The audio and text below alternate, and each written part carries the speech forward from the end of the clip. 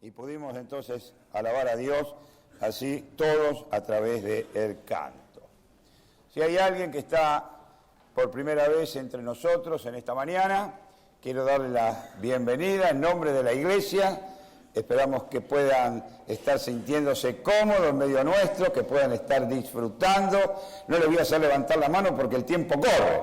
Y si hay algún niño menor de 12 años, quiero decirle que la iglesia está teniendo, nos están haciendo un culto paralelo, Alejandro. Mirá vos, los chicos, muy bien. Es bueno que ellos tengan también su culto, donde se pueden expresar de alguna manera diferente a la que lo hacemos los adultos. Ellos tienen su manera y siempre es bueno respetar estas cosas. Tengo un poquito de retorno. Estamos empezando un nuevo tiempo. Yo ya lo empecé, me adelanté un domingo, pero estamos empezando a pensar en el reino de Dios. ¿Qué es el reino de Dios? Y cómo vivir en el reino de Dios. Y en esta mañana yo quisiera leer una palabra del apóstol Pablo que se encuentra en 2 Tesalonicenses, en el capítulo 1, versículos 3 y 4, que dice, 2 Tesalonicenses, doy tiempo para que lo puedan poner, hasta lo encontramos en la pantalla, 2 Tesalonicenses, capítulo 1, versículos 3 y 4, palabra del apóstol Pablo. Bueno, yo tengo otra versión, pero bueno, vamos a leer de ahí, ¿no? Debemos siempre dar gracias a Dios por vosotros, hermanos, como es digno, por cuanto vuestra fe va creciendo y el amor de todos y cada uno de vosotros abunda para con los demás. Tanto que nosotros mismos nos gloriamos de vosotros en las iglesias de Dios. Yo tengo mi versión en el reino de Dios. Nos gloriamos en el reino de Dios por vuestra paciencia y fe en todas vuestras persecuciones y tribulaciones que soportáis. La pregunta en esta mañana, o el título mejor, vamos por el título, vamos por orden, vamos a empezar a ser ordenados. El título en esta mañana es Reino y Compromiso. Por lo tanto, tenemos que meditar sobre dos cosas. En primer lugar, ¿qué es el reino? ¿O qué es un reino? Y en segundo lugar, ¿qué es un compromiso? Por lo tanto, ¿dónde está mi reino y cuál es mi compromiso? Bueno, ¿qué es un reino? A veces las similitudes de lo que la palabra de Dios nos enseña están en paralelo con lo que vivimos terrenalmente. Las parábolas de Jesús eran sacadas de la vida cotidiana. Él enseñaba de acuerdo a lo que nosotros conocemos.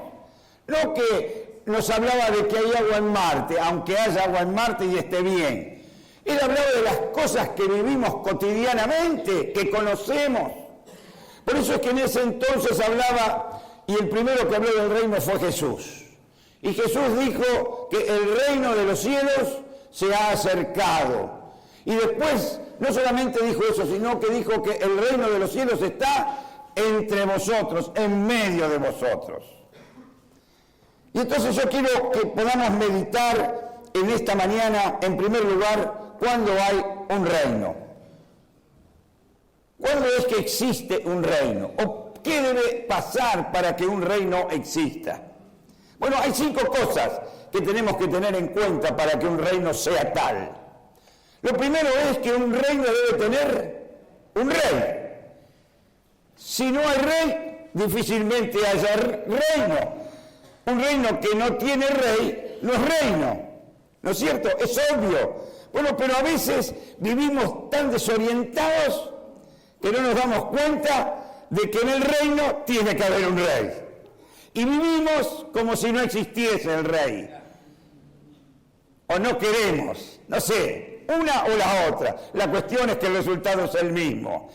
Un reino, para ser reino, en primer lugar tiene que tener un rey. ¿Estamos de acuerdo? Lo segundo es que un rey es rey cuando tiene trono. Si un rey no tiene corona y no tiene trono, deja de ser rey. ¿Desde dónde manda el rey? ¿Desde dónde reina el rey? Desde su trono. Y nosotros encontramos en la Biblia de que Dios es rey. Por lo tanto, hay un rey que es sobre todos los reyes de la tierra. Y dice el Salmo 103, en el versículo 19, el Señor Dios ha establecido su trono. Y yo dije que un rey tiene que tener un trono. Y fíjense en cuál es el trono de nuestro Dios. Su trono en el cielo y su reino domina sobre todo. Quiere decir que Dios es un rey que tiene un trono que está en los cielos y tiene un reino que domina o que está por sobre todos los reinos. Primer conclusión de cómo es este rey del cual queremos meditar en esta mañana. El profeta Isaías también habla de que Dios tiene un trono. Hubo un momento en la historia de este profeta de Israel en el cual el pueblo andaba un poco desorientado. Y él tiene que decir, ¡ay de aquellos que a lo bueno dicen malo! Fíjense qué desorientados estaban, que a lo bueno le decían malo y a lo malo dicen bueno. Me hace acordar un poco a lo que vivimos hoy, que a lo bueno a veces le decimos malo y a lo malo decimos bueno. Y entonces el profeta Isaías allí se encuentra que muere el rey que estaba gobernando en ese entonces, el rey Usías, viejito y enfermo. Por eso es que el pueblo se desbandó. Y él no veía en el sucesor, en su hijo muy joven, alguien con fuerza, con decisión para poder gobernar este pueblo que andaba desorientado. Y entonces dice que va al templo a pedir socorro a Dios. Y entonces él entiende que más allá del rey Usías, que había sido un gran rey, él se encuentra con el rey. Y fíjense lo que dice Isaías capítulo 6, versículo 1, en el año que murió el rey Usías, vi yo al Señor Dios Todopoderoso, sentado sobre un trono alto y sublime. Ya habíamos dicho que era alto, que está en los cielos, pero ahora añade Isaías que no solamente es alto, sino que es sublime, es perfecto, es el reino en el cual uno puede vivir confiadamente. Ahora, este Señor, este Dios que está sentado en este trono alto y sublime, no solamente encontramos que es así, sino que tiene cualidades como rey. Y directamente hay muchos pasajes en la Biblia que ya lo denominan el rey. Y fíjense en Jeremías, 150 años después que Isaías, cómo denomina a Dios. Dice Jeremías 10:10, mas Jehová es el Dios verdadero. Él es el Dios vivo y Rey eterno. Y ante su enojo la tierra tiembla y las naciones no lo pueden soportar. Un trono alto y sublime, y en ese trono hay un Dios y un Rey eterno. Característica que muchas veces los reyes que tenemos nosotros de este mundo no la tienen.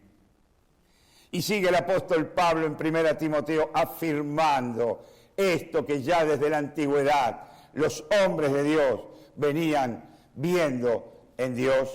Él dice, escribiéndole a su hijo Timoteo, 1 Timoteo capítulo 1, versículo 17, por lo tanto, al Rey de los siglos, eterno, por siempre, desde antes y hasta el fin, dice, inmortal, invisible, al único y sabio Dios sea el honor, la gloria por los siglos de los siglos. Es que ante un rey de estas características no queda otra cosa que postrarnos, que arrodillarnos delante de él y vivir de rodillas ante su majestad.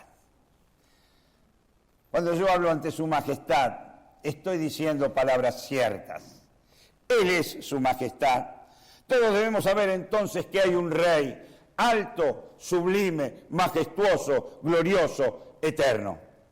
Pero además de un rey, ¿qué necesita un reino? Porque con un rey solo no hay reino, ¿o sí? Bueno, un reino aparte de un rey necesita un príncipe.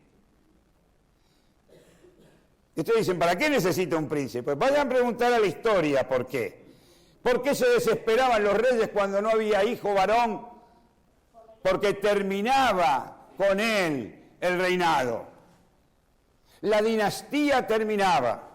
Por eso es que en la antigüedad y en el Antiguo Testamento se resalta tanto, y esto lo saben muy bien los alumnos del ministerio, de la escuela de ministerio, le hago propaganda para que el año que viene se anoten, la saben muy bien, que solamente en el reino de Judá, en el reino del sur, hubo dinastía, la dinastía de David, porque en el norte se cortaba, cada un rey que venía no tenía descendencia o era usurpada su descendencia y por lo tanto el reino fluctuaba. Mientras que en el sur dice, la descendencia de David se mantuvo, de la cual nació el príncipe.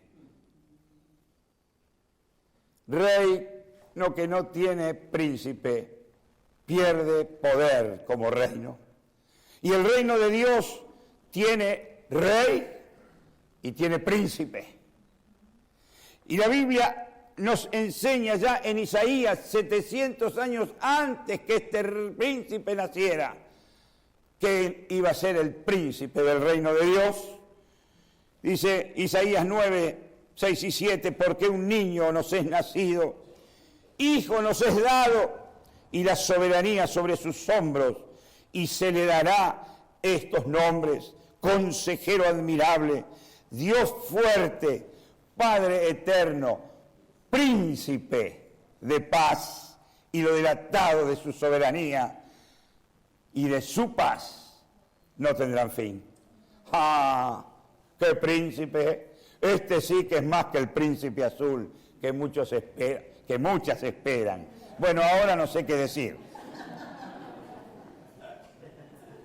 Me estoy pareciendo a Alejandro, me dio letra, ¿qué quieres que te diga? Entonces yo lo imito. Pero todos sabemos que no solamente un rey y un príncipe nacen a un reino. Un reino necesita otras cosas más. Yo dije que eran 5. Un reino que tiene rey, que tiene príncipe y que no tiene pueblo, difícilmente sea reino. Por lo tanto, el reino de Dios tiene un pueblo. Es un pueblo que fue adquirido por el rey. No es un pueblo que fue sojuzgado, como muchas veces hay reinos que tienen pueblos sojuzgados en la miseria, en la injusticia y en el mal. Dice el 2 Pedro capítulo 2, versículo 9 y 10, pero ahora ustedes, y el apóstol está hablando a ustedes, porque a veces pensamos que esto fue escrito para... No, esto fue escrito para hoy también.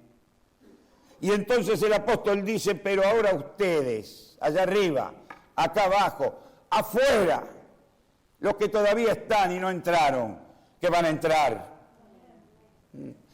Que van a entrar. Ahora me gustó más.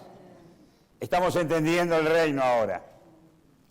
Dice, pero ahora ustedes son linaje escogido, real sacerdocio, nación santa, pueblo que pertenece a Dios, el Rey. Y están llamados para proclamar las obras maravillosas de aquel que los llamó de las tinieblas a su luz admirable. Ustedes antes ni siquiera eran pueblo y ahora sois el pueblo de Dios. Ahora sois parte del reino de Dios. Por lo tanto, ya tenemos un rey, que es Dios. Tenemos un príncipe, que es nuestro Señor Jesucristo. Y hay un pueblo que fue comprado con sangre, que fue buscado con amor, que fue escogido para ser bendecido. Qué rey diferente a los reyes de este mundo. Qué reino diferente es el que ofrece Dios, en el cual quiere que viva cada hombre, cada mujer. Pero saben, 3 cosas. Yo dije que 5 cosas tienen que existir para que haya un reino. Por lo tanto, todavía me faltan 2. La otra cosa que yo quiero decir que se necesita para ser un gran reino es un portavoz. El reino más importante terrenal que se haya conocido en la historia es el reino o el imperio romano. No hubo lindos y grandes imperios, lindos para los que estaban arriba, no para los que estaban abajo. El imperio romano era casi perfecto. Y yo creo que el apóstol cuando escribe esto está pensando en ese imperio en el cual él vivía. Y había un portavoz. ¿Saben? El imperio romano tenía el Senado. Y el Senado cumplía una doble función. La de informar al pueblo lo que el emperador y el mismo Senado decidían para que el pueblo viviese. Le comunicaban cuáles eran las leyes, cuáles eran las obligaciones, sobre qué cosas ellos debían vivir y cómo vivir. Es decir, que traía la información desde lo más alto y la bajaba al pueblo. Pero además el Senado tenía una doble función. La otra función era que debían controlar lo que el poder del emperador podía hacer. Y entonces llevaban la voz del pueblo a oídos del emperador. Y saben, el reino de Dios es perfecto. No le falta nada. Está completo. Porque hay un portavoz en este reino que se llama el Espíritu Santo. Y el Espíritu Santo cumple las dos funciones. La de llevar la voz del pueblo al trono de la gracia. La de decirle al Dios y Rey qué es lo que su pueblo está necesitando, qué es lo que su pueblo piensa, qué es lo que su pueblo quiere. Y lo hace de una manera perfecta, dice Romanos capítulo 8, versículo 26. Y el Espíritu Santo, hablando el apóstol Pablo sobre esto, nos ayuda en nuestras debilidades. Pues ¿qué hemos de pedir y cómo conviene? No lo sabemos, pero el Espíritu Santo mismo intercede por nosotros con gemidos indecibles. ¿Lo sabías? Tenemos un portavoz en este reino que nos lleva a la presencia del Padre y que aunque tú no pidas correctamente, porque todavía no lo has entendido, el Espíritu Santo cuando llega al Padre corrigió tu oración y la presentó como corresponde. Es como que nos pasa a nosotros cuando vamos a un juzgado y como no entendemos de las cosas decimos cualquier disparate y tenemos el abogado que entonces redacta, escribe e intercede ante el juez por nosotros delante de él. Esa es la misión que hace el Espíritu Santo. Está con el pueblo, vive en el pueblo porque vive en tu interior y conoce tu interior mucho más que lo que tú crees que conoces tu interior. Y entonces lleva al Padre la petición, la necesidad que está en tu interior. No te preocupes por eso tanto, cómo tengo, cómo digo, cómo hago para orar. Ora allí sabiendo que el Espíritu Santo es el portavoz del pueblo ante el Rey. Pero además el Espíritu Santo le recuerda al emperador las cosas que el emperador prometió. Y Dios es un rey que ha prometido y que cumple lo que ha prometido. Él prometió traer salvación a su pueblo. Y en Cristo Él cumplió. No es como los reyes de este mundo. Yo estoy cansado de escuchar cuántas promesas me están haciendo. Mi Señor está para la cara por que no diga nada raro. Desde el síganme y otras cosas hasta hoy. Cuánto el hombre dice y cuánto borra con el codo lo que escribe o lo que dice. Este es un rey que cumple. Este es un rey que trae y que dice y que lo que dice lo cumple. Por eso es que Él no solamente dijo que iba a salvarnos y nos salvó o nos trajo salvación en Cristo Jesús, sino que Él dijo, yo voy a dar libertad al hombre y Él nos dio el libre albedrío para que yo y tú, o tú y yo, primero el dicho, podamos decidir qué hacer con este reino que se nos ofrece.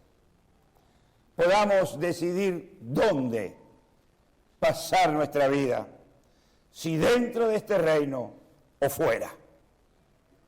Y por último, hay una constitución que Dios puso. Un reino que no tiene constitución es una anarquía. Porque donde no hay ley, no hay dirección. Y el reino de Dios tiene ley para que la cumplamos. El reino de Dios tiene constitución para que vivamos en ella. Yo sé que los argentinos estamos acostumbrados a pisotear nuestra constitución. Así nos va. Y la constitución del reino de Dios es la gracia. Este reino es un reino que se mueve por la gracia de Dios. Es decir, que no hay nada que pagar para entrar a este reino.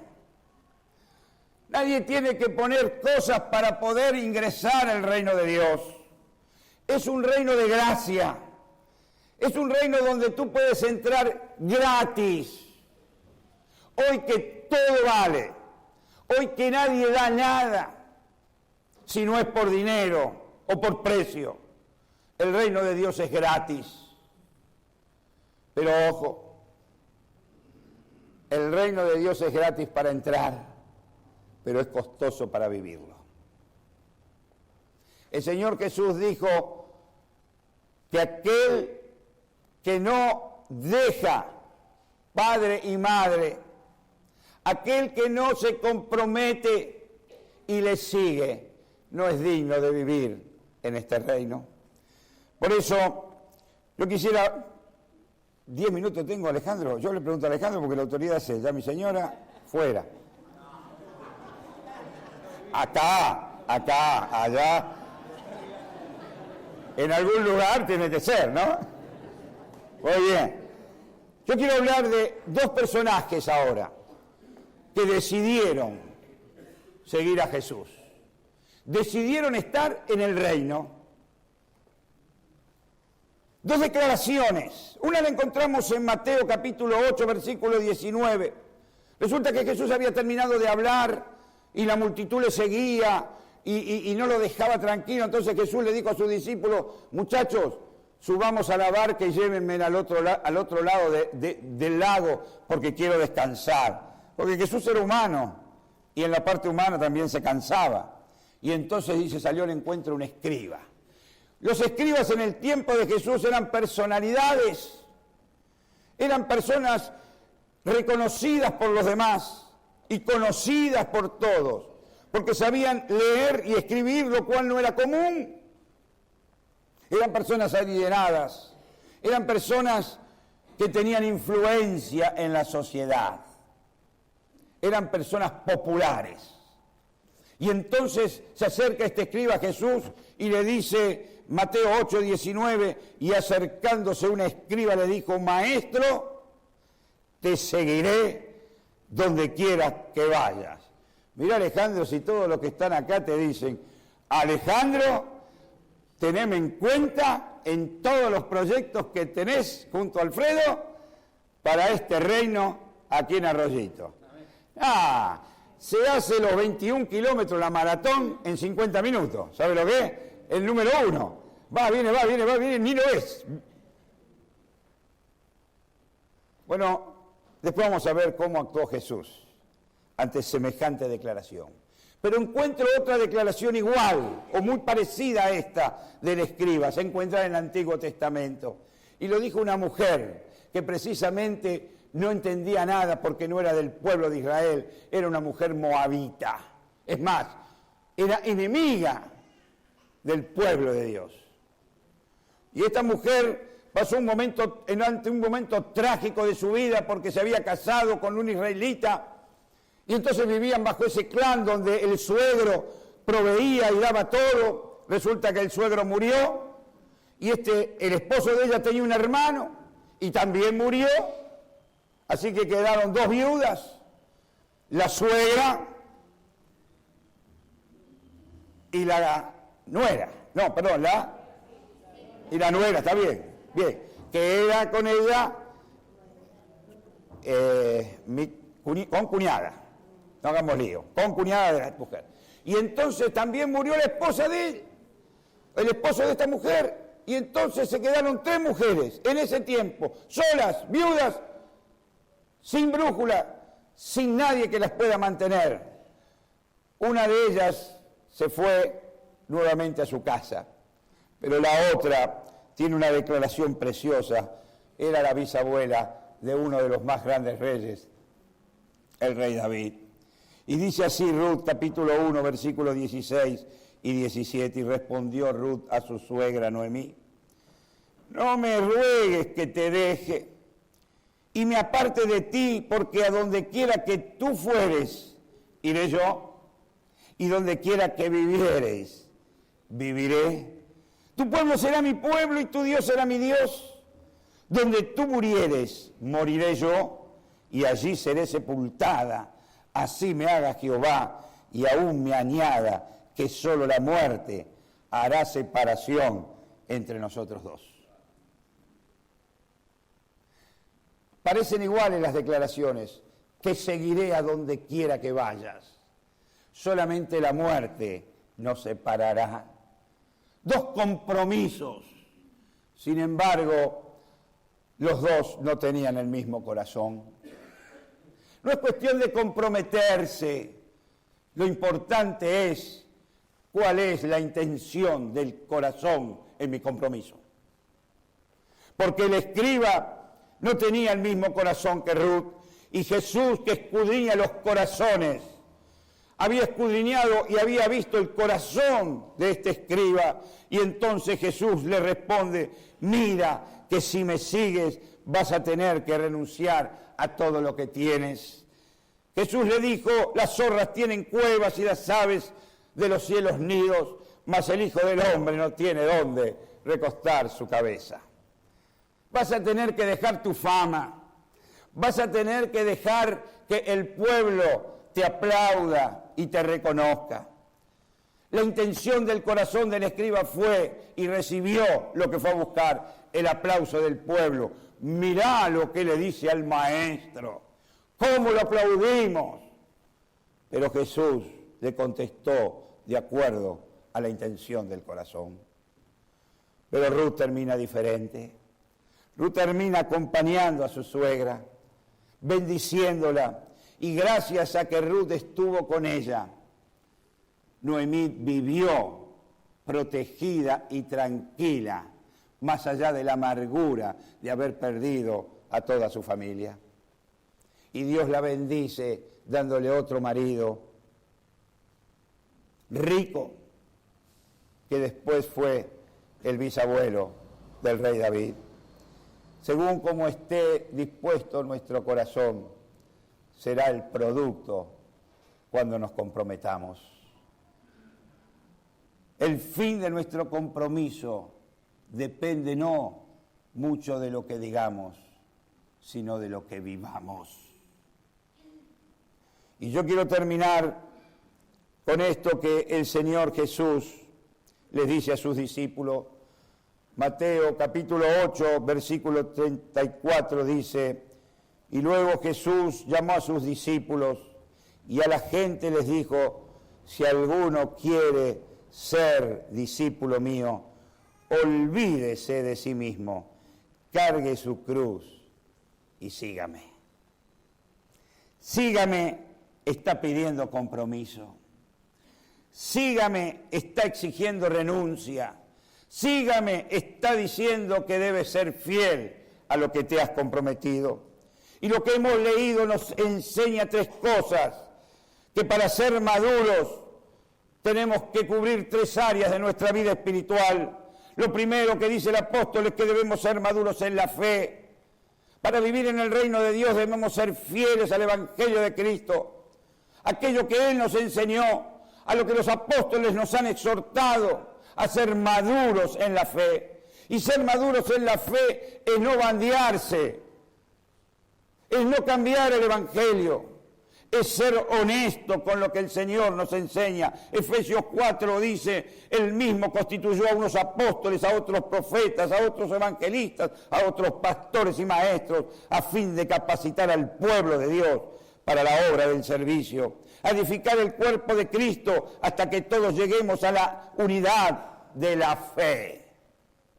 Unidos en la fe, maduros en la fe del conocimiento, dice, del Hijo de Dios, para que ya no seamos niños fluctuantes, llevados de un lado a otro por cualquier viento de doctrina o a la astucia de quienes emplean artimañas engañosas, sino que siguiendo la verdad en amor, crezcamos en todo como aquel que es la cabeza, es decir, Cristo.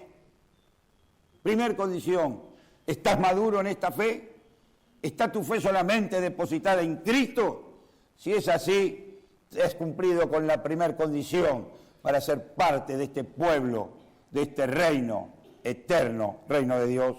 Lo segundo que dice el apóstol es que debemos ser maduros en las relaciones. Quien causa divisiones dentro del reino no es maduro. Quien atenta contra la unidad del espíritu no es apto para vivir dentro del reino de Dios. El apóstol nos dice muy claramente en su carta a los Corintios quiénes son los que son maduros en las relaciones. 1 Corintios 3:4 dice, aún son inmaduros.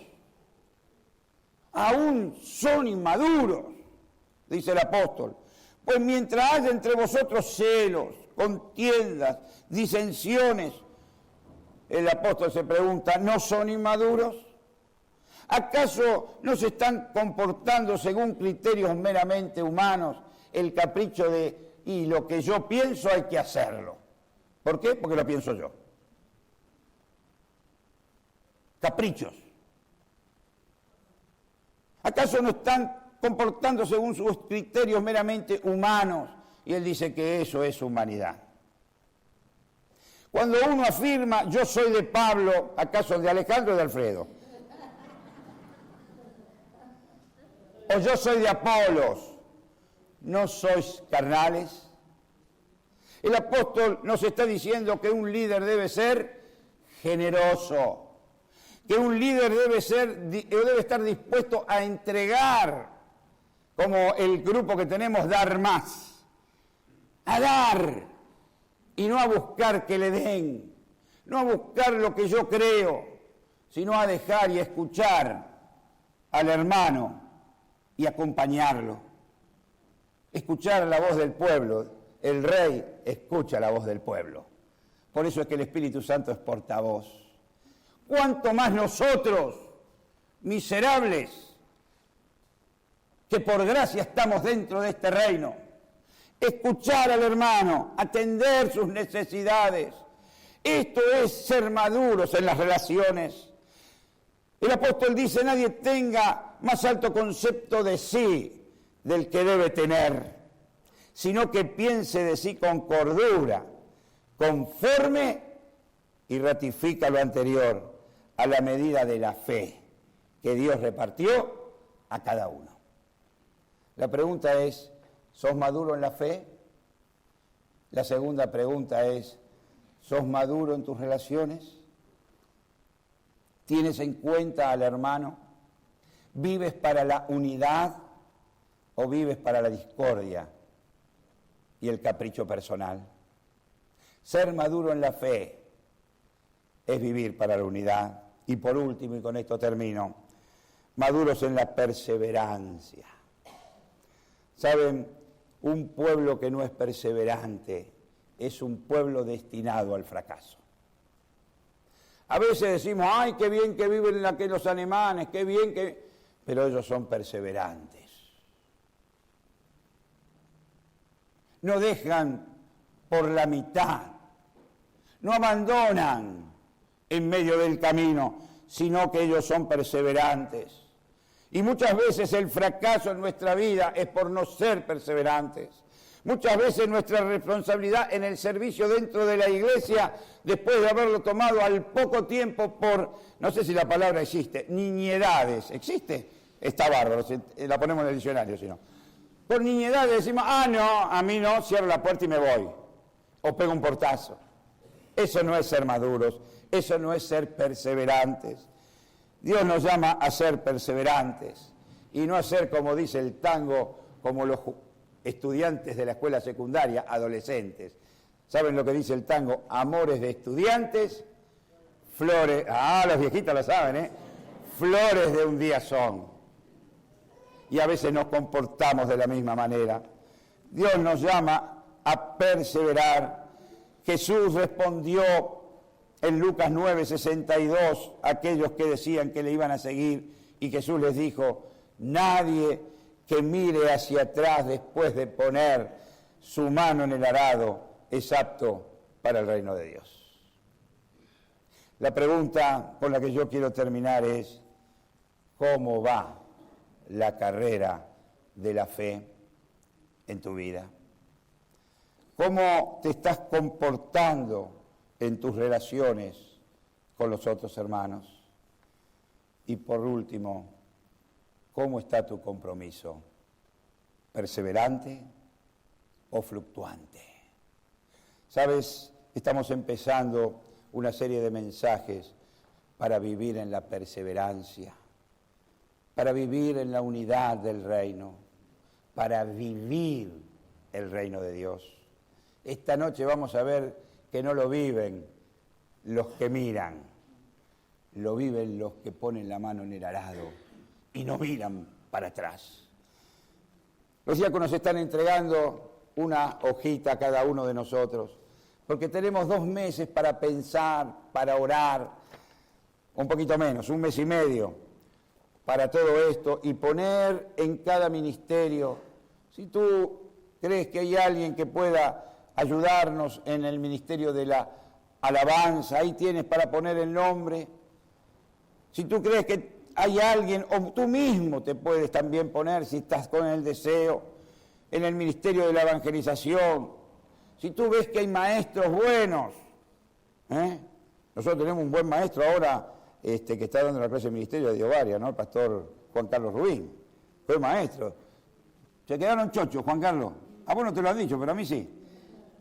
Y entonces uno ve, ore, póngalo aquí. Y todos los demás, porque hay muchas actividades dentro de la iglesia que podemos desarrollar desde la puerta, no solamente el púlpito. El púlpito, algunos o muchos quieren, pero la realidad es que Dios pone a los profetas, como hemos leído. Él pone maestros, Él pone pastores. Él te está llamando a que tú, en algún área de su reino, puedas comprometerte. Llenemos esta hoja, no la olvidemos. Y no hablemos con la persona, se la entregamos al diácono que corresponde. Y él, en oración con los pastores, va a hablar con aquellos que son propuestos, para que podamos vivir en un espíritu, en un mismo espíritu, dependiendo todos del consejo del Espíritu Santo. El reino de Dios es cuando en unidad decidimos, y como dice el libro de los Hechos de los Apóstoles, y nos pareció bien a nosotros y al portavoz, al Espíritu Santo. Cuando vivamos así comprometidamente, podemos decir, gracias Señor, por regalarnos este reino en el cual podemos vivir, en el cual podemos compartir y en el cual podemos trabajar para tu gloria. Que todo lo que hemos escuchado en esta mañana, que todo lo que el Espíritu Santo ha revelado en tu vida, no lo olvides, persiste en Él, sé fiel y Él te dará la corona de vida. Dios nos bendiga. Amén.